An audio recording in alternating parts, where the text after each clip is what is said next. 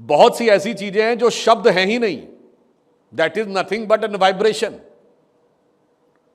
उसमें अर्थ की जैसी चीज नहीं है, वो अनुभूति करने की चीज। जैसे एग्जाम्पल के लिए, आप सबने भी अपने जीवन में कभी ना कभी जरूर सुना होगा, जब आप पूजा करने के लिए बैठते हैं तो कुछ चीजें क्या बोली जाती है देवी की स्तुति, ओम ऐं हीं क्रीम। ये शब्द नहीं है, इसमें अर्थ की जानने की आवश्यकता भी नहीं है, यह अनुभूति की चीज है, ये एक वाइब्रेशन है, ये एक लय है, ये एक पल्स है जिसे फील करना। और ये बात कोई ऐसे हवा में नहीं कह रहे हैं, ये हमारे यहां कहा गया है, न शक्यते वर्णयुतुम गिरायत स्वयं तदंतः कर्णेन ग्रह्यते। इसका अर्थ हुआ न शक्यते, नहीं कर सकते, वर्णयुतुम जिसका वर्णन, गिरा अर्थात वाणी से, वो चीज है जो स्वयं तदंतः कर्णेन ग्रह्यते, वो अपने अंतःकरण से ग्रहण की जाती है। इसीलिए अगर आप कहें, हम सबको पढ़ाया जाता है कि हम लोग सबने स्कूल में पढ़ा होगा, what is man, man is a social animal.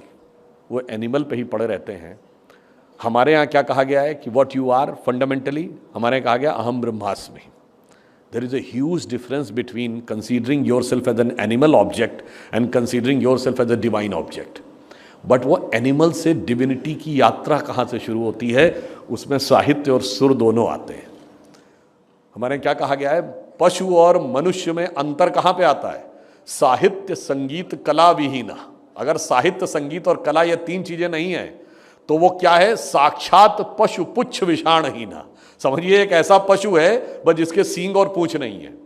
तड़म न खाद्यान न पि जीवमान तदभाग देयम परमम पशुराम। बस ये समझिए कि वो घास फूस नहीं खा रहा है, एक पशु की तरह ही जीवन जी रहा। अर्थात निचले स्तर की चेतना से उच्च स्तर की चेतना आपको साहित्य और संगीत और कला तीन चीजें लेके जाती है। और बहुत से लोगों ने शायद इस पे ध्यान भी ना दिया हो, साहित्य की जो परिभाषा है वो भी क्या है, सहितस्य भावा इति साहित्य।